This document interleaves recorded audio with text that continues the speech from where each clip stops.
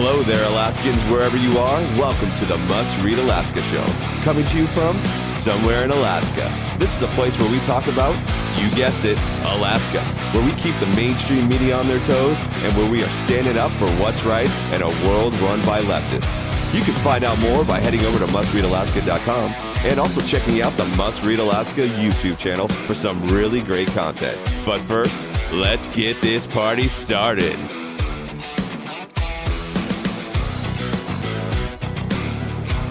What's good, Alaska? This is Scott Levesque, and you're listening to a special Sunday edition of the Must Read Alaska podcast. That's right. Normally, I'm out there on a Thursday, but because of Thanksgiving and because of some things that I had to take care of personally, I'm coming to you now on a Sunday, and we've got tons to talk about. But before we dive in, I just want to encourage you, if you really love the content that you're hearing on the podcast and would like to hear more of it and also help us spread the word about the Must Read Alaska podcast, take a minute right now, stop, go to iTunes, and give us a 5-star rating. And if you want to, we'd love to hear from you, so you can also give us a written rating as well. There's been people that have given suggestions and ideas, and it's just been awesome. So we just want to say thank you, and we also want to encourage you to do that. It helps the podcast tremendously. Well, this week was Thanksgiving. I had a fantastic time with my family, and I just want to say thank you to all of our listeners, readers, watchers out there. Listen, one of the things that I know we're all thankful here at Must Read Alaska for is the fact that we have incredible audience and people that participate in our website, our social media, and our podcasts on a weekly basis. We would not be where we are without people like you, and I just want to say thank you. And listen, as we head into the holiday season, I just want to remind you to be thankful and to be out there just remembering people that may not have it as good or may not have the same type of holiday season that you do. And here at Must Read Alaska, we're always making sure that we look back and give back. And I think this is an awesome time to do that. So I want to encourage you. We're very thankful for you guys. And I just want to make sure that you know that here at Must Read Alaska, we appreciate our readers, our listeners, and our viewers just like you. And with that being said, if you want to support us, you can do so very easily. You can go to mustreadalaska.com, and in the top right, you can see the support Must Read Alaska portion, the donation portion. If you're so inclined, we'd love to have your support here, because what it happens is it gives us the opportunity to make excellent content on a daily, weekly, and monthly basis. So again, without support of people like you, Must Read Alaska would not be nearly what it is, and a lot of that is all because of Suzanne Downing, so I want to thank her as well. Well, let's get into some things now. There's a lot that has been going on, and one of the first things that we want to talk about is more of an Anchorage topic right now, and that's the fact that the acting mayor is going to implement a new modified Hunker Down executive order that starts Tuesday, December 1st. And this Hunker Down order is a modification of the one that was done over the summer.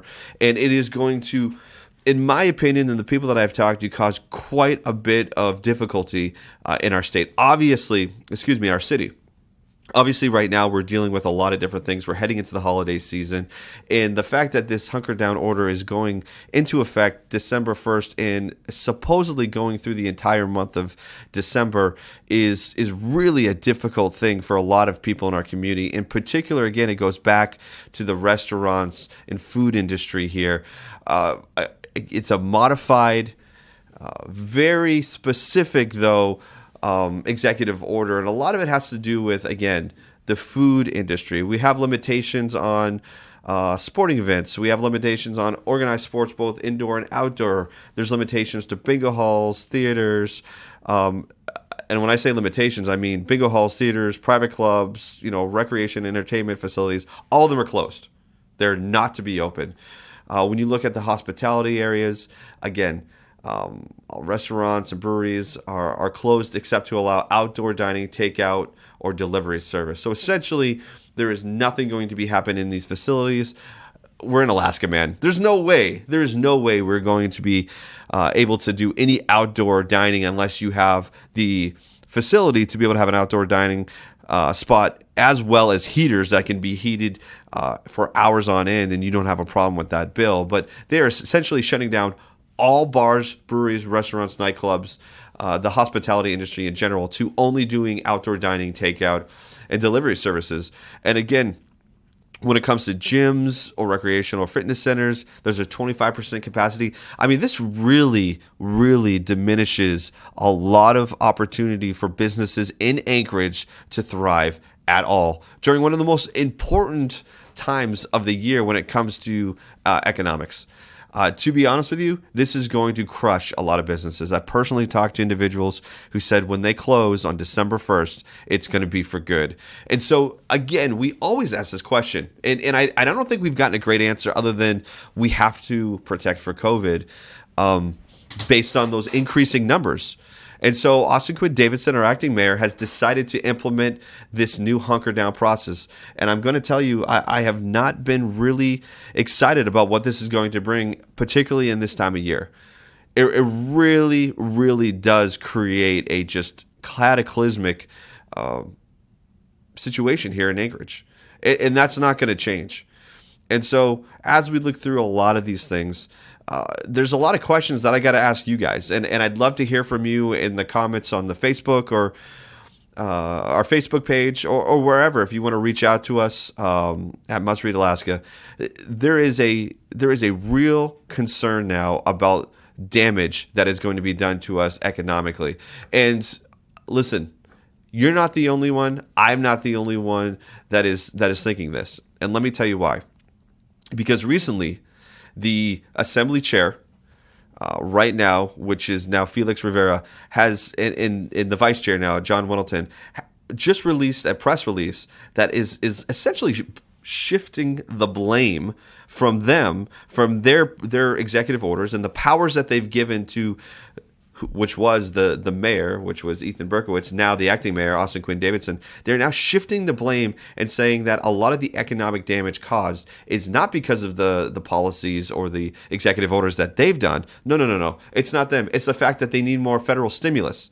It's because they need more money into our economic viability now. That's what the problem is, as opposed to actually looking at the truth, which is the fact that they've passed or given power to individuals or passed legislation that has really crippled not just our economy, but the funds that were given to us for the economy. Let me just remind people here, okay? This is where you get into the ridiculousness of what's going on. Let me remind people here, in case you forgot, which I'm sure many of you have not. The Assembly in the fall passed AO 66, which gave $22 million of CARES Act funds to purchase hotels and other buildings for homelessness services. Do I need to repeat that? $22 million that's not going into the economy, that is going to be used to buy buildings around the city to house homeless and have homeless services. Again, priorities. Not to mention, they spent $3 million in CARES Act fund on trail building. That's right. While you're out of work, you can go ahead and just run a trail or ski a trail or bike a trail, because you're going to have plenty of time to do that when the economy is crippled and you don't have work. Yeah, that's what we should be spending our money on.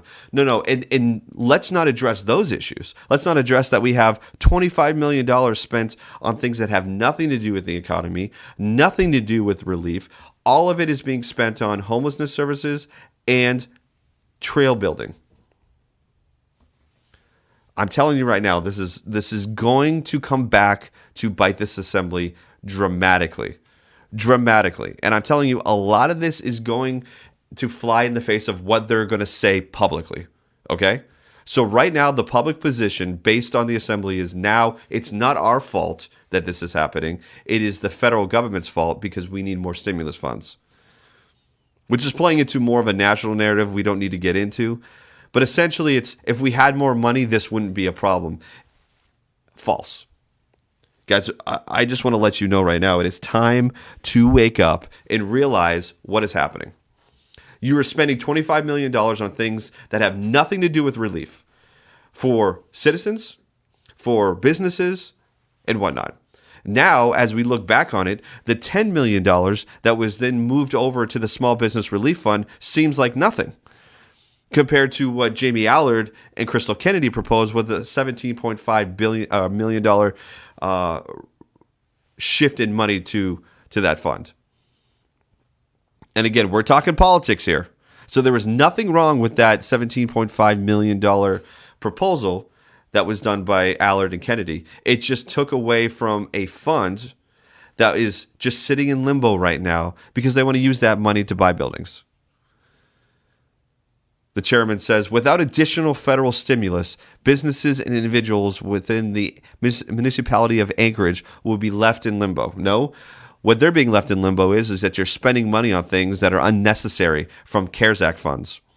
He goes on to say, we're close to running out of money for rental and mortgage relief. Well, you got $25 million that you could use.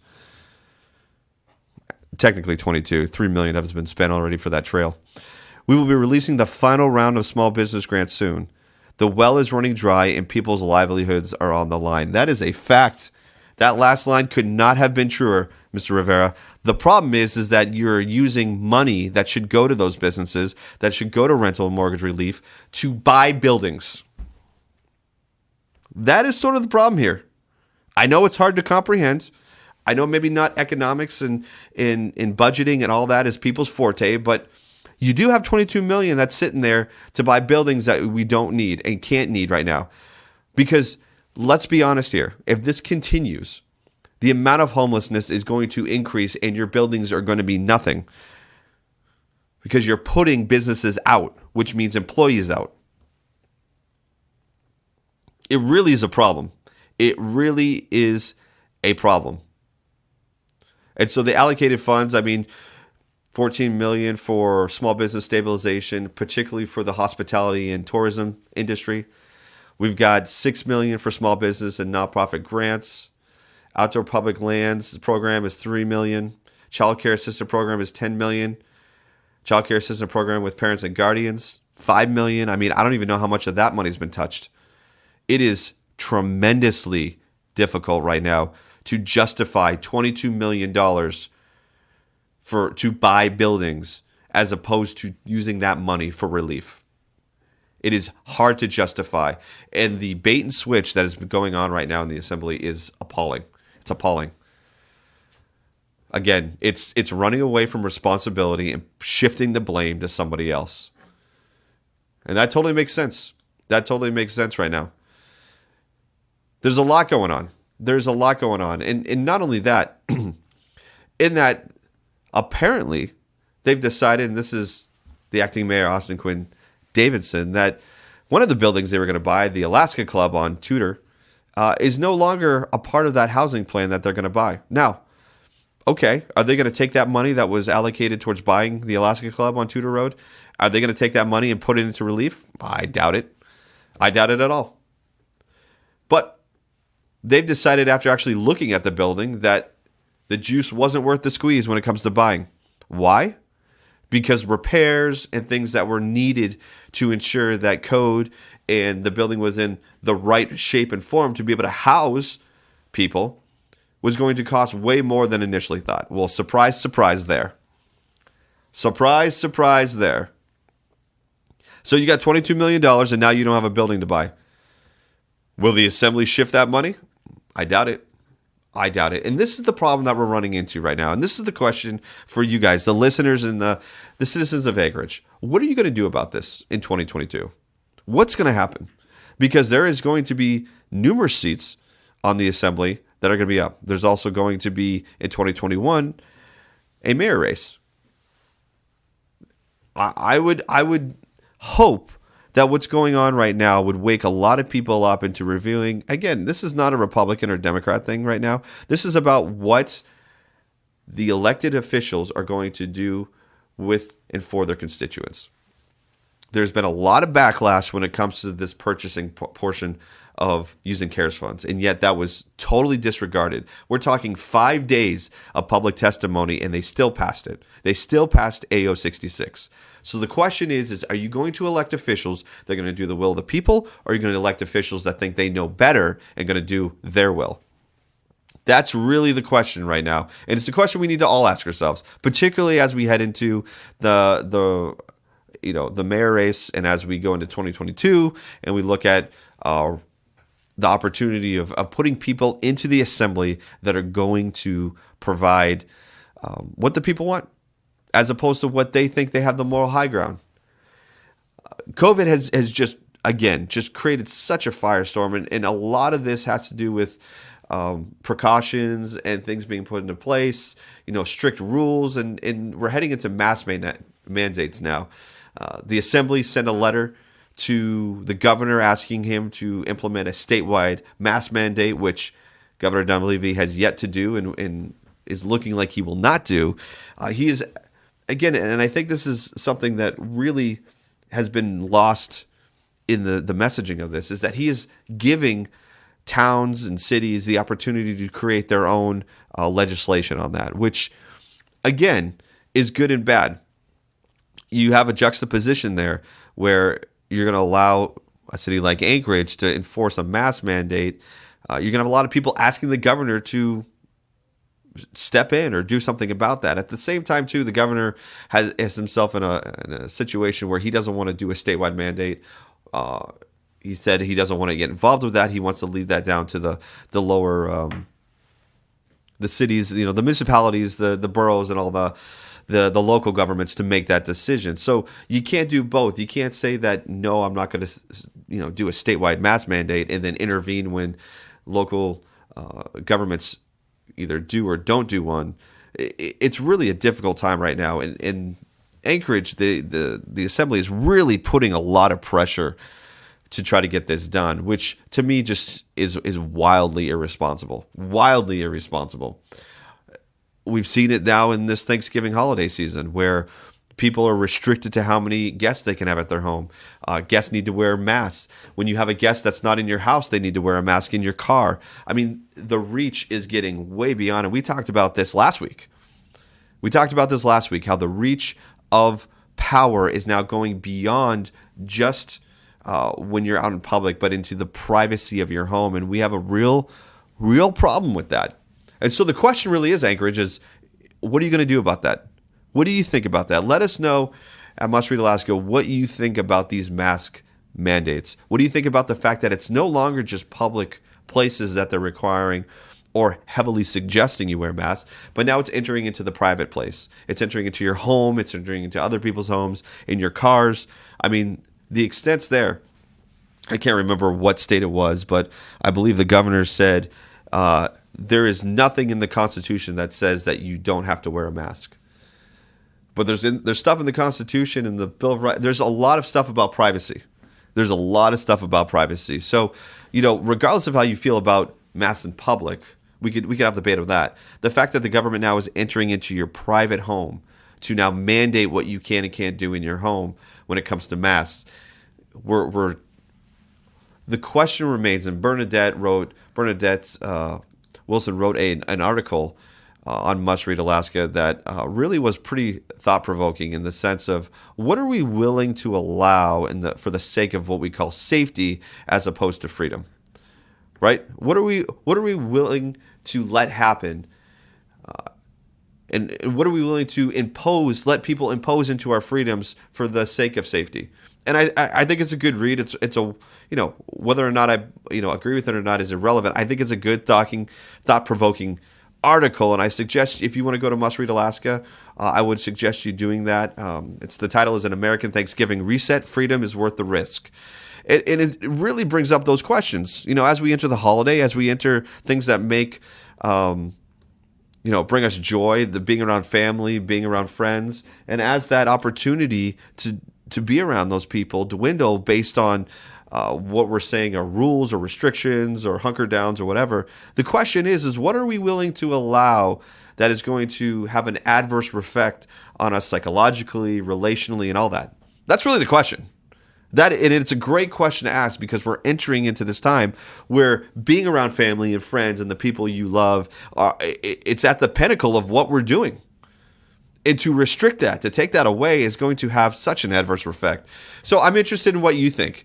You guys, if you could let us know on our Facebook, if you want to let us know on Must Read Alaska, I think it's an important thing to ask. What are we willing to let happen in terms of receding of freedoms for safety versus the other way around? What are we willing to fight for freedoms for in regards to the idea of safety itself? I think it's a great thing to think about, particularly this time of year when we've got so many things happening. Hey, I know sometimes it feels like doom and gloom, but listen, it is not always doom and gloom. There's a lot of great stuff that's happening now. And I just want to say, listen, if you haven't had the opportunity, go out there and do somebody a favor. Do something nice. Give back during this time of year. You know, if you're in line for coffee, pay for the person's coffee behind you. Pay for somebody's meal. Go out and do something great. I think, listen, what we find ourselves in this time is there's so much going on in terms of negativity. We have right now, again, the presidential election, what's going on right now in recounting in states, and it's crazy out there, and it sometimes feels like that is all real life. It's all just crazy. It's all 100% of the time. And the reality is listen, we got families, we got friends, we got people we love and care about. And I just want to encourage you guys out there, the Must Read Alaska people and those who are just new to Must Read Alaska, do something nice. Bring some joy to some people in Anchorage, because I can tell you right now, the feeling right now, at least what I see on both sides of the aisle, whether you're a Democrat or you're a Republican, listen, everybody has to work and everybody has to figure out how they're going to get through life, whether paycheck by paycheck or borrowing from savings, whatever it is. I think people could use a little touch of positivity, could use a little touch of caring. We are a community, and regardless that we may not always agree with our neighbors, I know that I've got people I know I don't agree with that live right next to me. The point is that we're a community and we're in this together, and we need to build up and build out of this. So that's my plug. I think that's something we should all think about doing. Not everybody has the means or capabilities to do so, but if you do, treat somebody to a coffee. Treat somebody to a drive-through meal, because that's all you're gonna get. You're not gonna sit down, at least over the next 30 or so days. You're not gonna sit down in a restaurant. It's all gonna be takeout. It's all going to be delivery, or it's drive-through. That's about it. But we want to hear from you. What do you think about this latest Hunker Down? Is this going to affect you? Is this going to create problems, not just economically for you or within your business or your job, but also your family? You know, we'd love to hear some great stories about how you guys are kind of coping and managing with what's going on, because I think it's important for us. Everybody's in this together, like we talked about. We're a community, and sometimes figuring out ways to deal with some of the new restrictions or some of the new things that are happening helps people that are being challenged in this. So share with us some of the things that you guys are doing. Maybe you're not doing anything. Maybe you're deciding that getting together as a family is the most important thing that you're going to do. And regardless of anything else, that's what you're going to do, because that's a tradition, and that's how you guys have done it forever. I'm not really sure. I know for us, we're transplants, so we don't have a lot of family up here in Anchorage or Alaska, but we sure do have a lot of friends, and they're really important to both me and my wife. The last thing I want to let you know is, obviously, Christmas is right around the corner. There's a lot going on in terms of now people are probably going to be buying online. And I just want to encourage you, if you haven't had the opportunity, to head over to the Must Read Alaska shop. If you head to mustreadalaska.com, up in the upper right corner on our mega menu bar there, where it has a bunch of different links you can click. Click on the shop one. We've got some great swag. Listen, if you're into the mask thing, we've got the Alaska flag mask. We've got the Betsy Ross flag. We've got some great, we got a Make Alaska Great Again mask. And also, for those freedom lovers out there, we've got the Legalize Freedom Again face mask. But we've also got a lot of great swag out there that has Must Read Alaska on it as well. And let me tell you, there's nothing better than a gift to somebody who loves freedom, who loves being on the right side of history, than getting a Must Read Alaska swag kit. And that could range from, hey, listen, get the whole swag kit. Get a t-shirt, get a sweatshirt, get a face mask, and while you're at it, get yourself an iPhone case just to represent your local conservative news media outlet. It is great. So there's a lot of stuff on there, and like I said, it's the holiday season. If you can't find something and you've got some family members that either are Must Read Alaska fans and read, listen, watch, or just are conservative and just know of Must Read Alaska, go ahead and grab them a gift. I mean, we've even got a sweet Alaska flag mug as well. But I want to encourage you to do that. Again, it supports the Must Read Alaska team here, but it also is just really great stuff and great swag to rep around town to let people know that we are out there and we are providing the conservative viewpoint for the news. Hey, listen, I don't know what you got going on right now, but I want to encourage you. It is the time of year that should bring joy and happiness to people.